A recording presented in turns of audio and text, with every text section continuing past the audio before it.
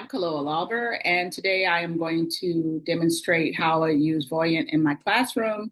I am in the weeds with this one. That's why I have my background, because I'm not really a graphy person, but I thought about it. I was like, rhetoric actually uses a lot of logic and statistics. So I'm going to give it a crack at it. And I also, when I was looking at um, the Gutenberg resource for the textbooks, the one thing I thought was this is all literature. So I looked and I did see information on politics. So I chose The Prince by Machiavelli, Common Sense by Thomas Paine, and On the Duty of Civil Disobedience by Henry David Thoreau. I would use this as a warm up, pre work for my students, as a visual aid, and also as a thought breeder, something that they can actually look at.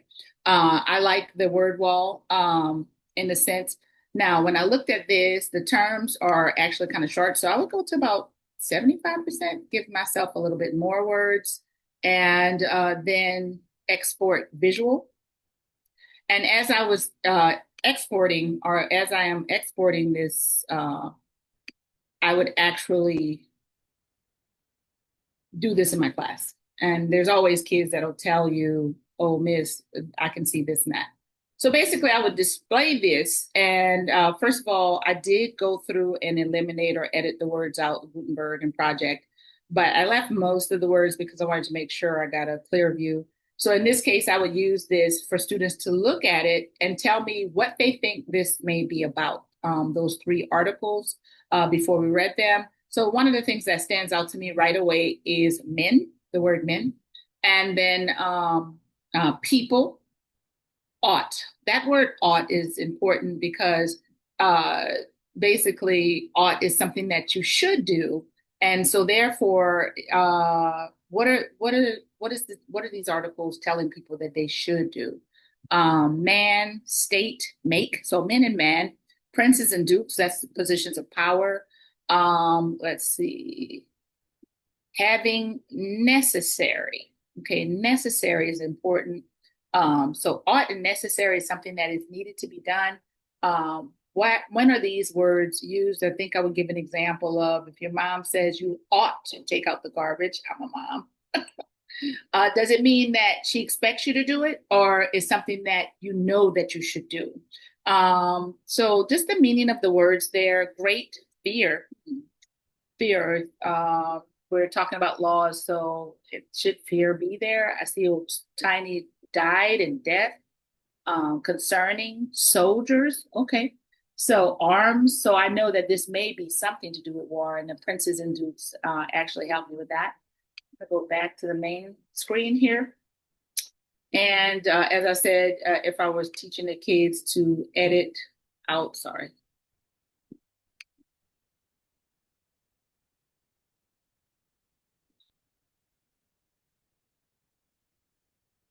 One of the things that I like about this is the bubble lines, actually. I'm going to just skip to that.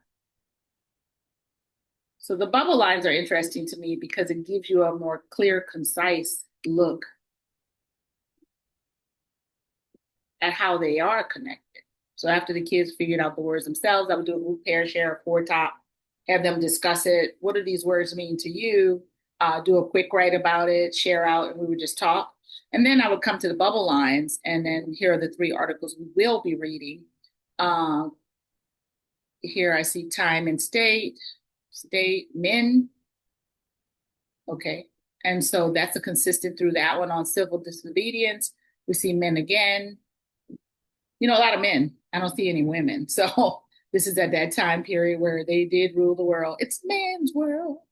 And then the prince, men, time, the state. Okay, getting more into the political part of it.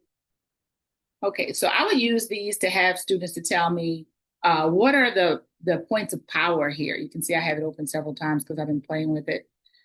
This graph here was actually kind of concerning to me. I was not certain how I would use it in my class, but let me look at it and see if I can make sense of it. I do have logical kids that would probably be able to figure this one out. Again, we see those consistent words, time, state, prince, men. A prince obviously is at the top because it is the prince is mentioned, which is interesting because the other two are not about a prince. So men.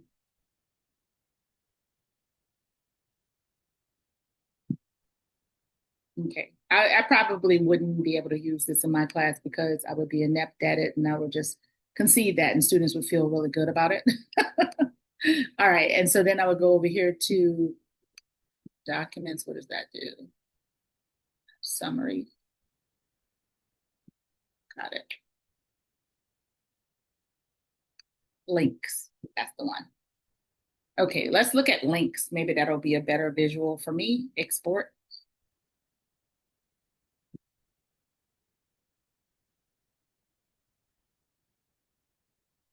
Okay. So I like this because it shows connection. So again, men stands out to me. Let's see what's connected. Arms, that's, things that you would fight with. Government is all the way up at the top. The prince is on the other side of men. So there's the men, maybe the peasants, the people that work for him. Law, ought, there's that word again. The state. So the things in blue are showing that power structure, the prince, state, men, and time. And so all of those things tie into uh, um, having power structures. And then in the middle of it, I see peace, great. Oh, I like this.